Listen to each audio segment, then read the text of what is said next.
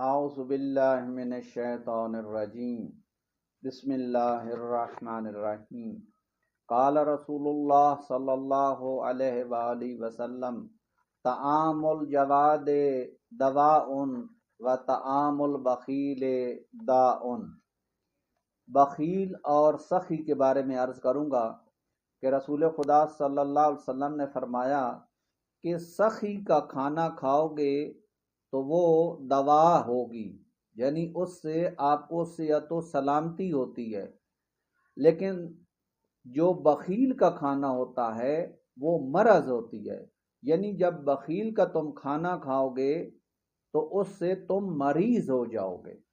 اور اسی طرح حضرت علی علیہ الصلوۃ والسلام نے فرمایا غایت الجود ان توتیا من نفسک المجہود، یعنی سخاوت یہ ہے کہ جو انسان نے کمایا ہے وہ دوسروں کو عطا کرے۔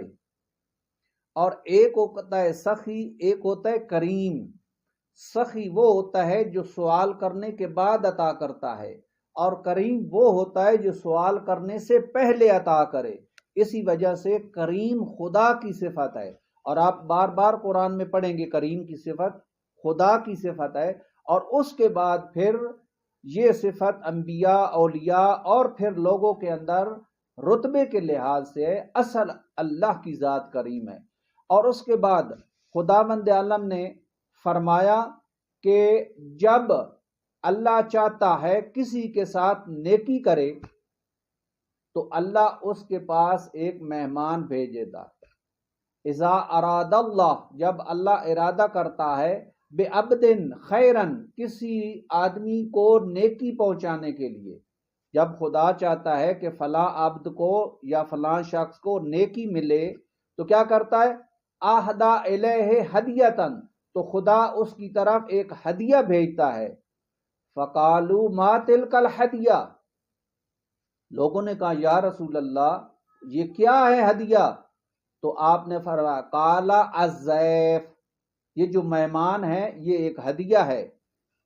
ینزلو، یہ نازل کرتا ہے خدا بے رزق ہی، یعنی اس کا رزق جو ہوتا ہے مہمان اپنے ساتھ لے آتا ہے۔ ویرتحلو بے ذنوب اہل البیت، اور اہل خانہ کے گناہوں کو لے کر جاتا ہے۔ اور اس کے بعد ہے کہ جو شخص ایک مہمان کی خدمت کرتا ہے گویا اس نے حضرت آدم کی خدمت کی، یعنی اگر کسی نے ایک آدمی کی مہمانی کی اور ایک مہمان آیا اور اس کو غذا کھلائی، کھانا کھلایا، تو گویا اس کا مہمان حضرت آدم ہے۔ اور اگر کسی نے دو آدمیوں کو کھانا دیا اور دو مہمان آئے تو گویا اس نے حضرت آدم اور حضرت حوا دونوں کو مہمان بنایا اور دونوں کو کھانا کھلایا۔ اور جو شخص 3 افراد کو کھانا کھلاتا ہے تو گویا اس نے جبرائیل، میکائیل اور اسرافیل کو کھانا کھلایا، یعنی یہ مہمان تھے۔ اور جو 4 افراد کو کھانا کھلاتا ہے گویا اس نے تورات، زبور، انجیل اور قرآن کا ایک ختم کیا ہے۔ اندازہ لگائیں کتنا بڑا ثواب ہے۔ اور جس نے 5 مہمانوں کی خدمت کی، جس کے 5 مہمان ہوئے، وہ ایسے ہے جس طرح انسان 5 وقت کی نماز پڑھتا ہے، اور وہ بھی جماعت کے ساتھ۔